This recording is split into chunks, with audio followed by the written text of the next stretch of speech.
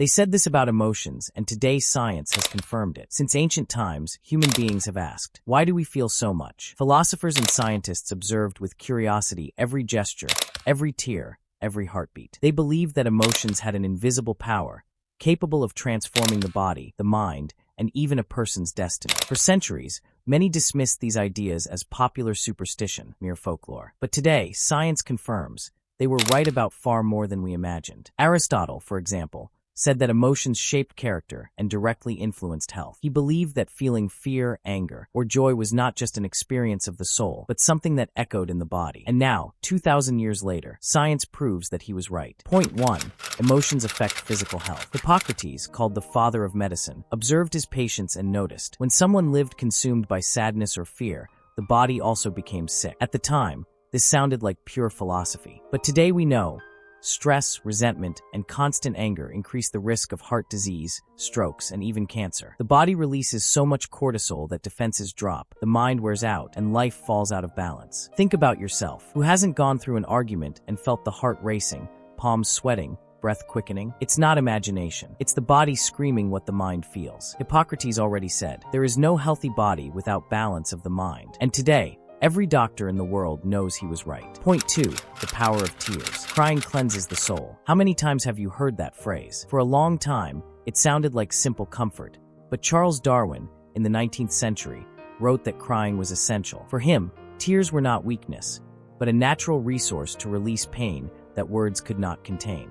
Today we know he was right. When we cry, the body releases hormones that reduce pain and stress. It's as if every tear were an invisible medicine, capable of bringing calm when the soul is in pieces. Whoever has lost a loved one, gone through a breakup, or even cried from happiness knows, after the tears, the chest feels lighter. Darwin already intuited this, and now science confirms. Yes, crying heals. Point 3.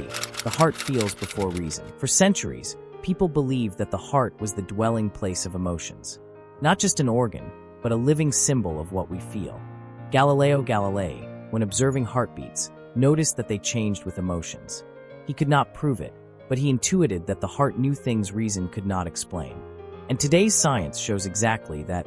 The heart sends signals to the brain even before we are consciously aware of what we are experiencing. That is why the chest tightens when we receive bad news, or races when we see the person we love. Many times, the body senses before the mind understands.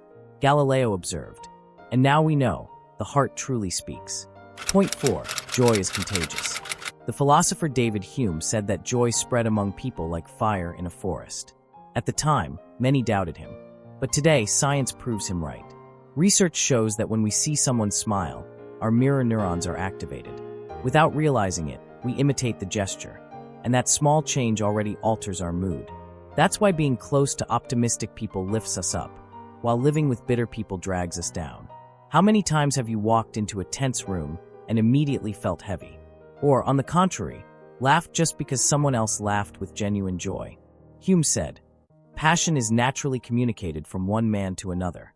And centuries later, science simply confirmed the obvious. Joy is truly contagious. Point 5. Holding on to resentment harms you. Seneca, the Roman Stoic, said that anger was a brief madness. He believed that those who hold on to resentment become prisoners of their own hatred, while the enemy remains free. Today, psychology shows exactly that. Resentment raises stress, sickens the body, and ages the soul. But forgiveness, as difficult as it may be, calms the mind, lowers blood pressure, and even improves sleep quality. Scientific studies reveal, people who learn to forgive live longer and live better. In other words, forgiveness is not only an act of kindness, it is also a way of saving yourself. Seneca already knew this. And today, every study only reinforces his wisdom. From Hippocrates to Darwin, from Galileo to Hume, from Seneca to Aristotle, they observed, reflected, felt. And what once seemed like ancient belief is today confirmed by science. Emotions are not fleeting. They shape our bodies, our health, our relationships, and even the course of our lives. Perhaps the ancients did not have modern laboratories, but they had something we must never forget: the sensitivity to observe the human heart. They said this about emotions, and today, science has confirmed it. And you, in which of these truths have you recognized yourself, long before science proved it?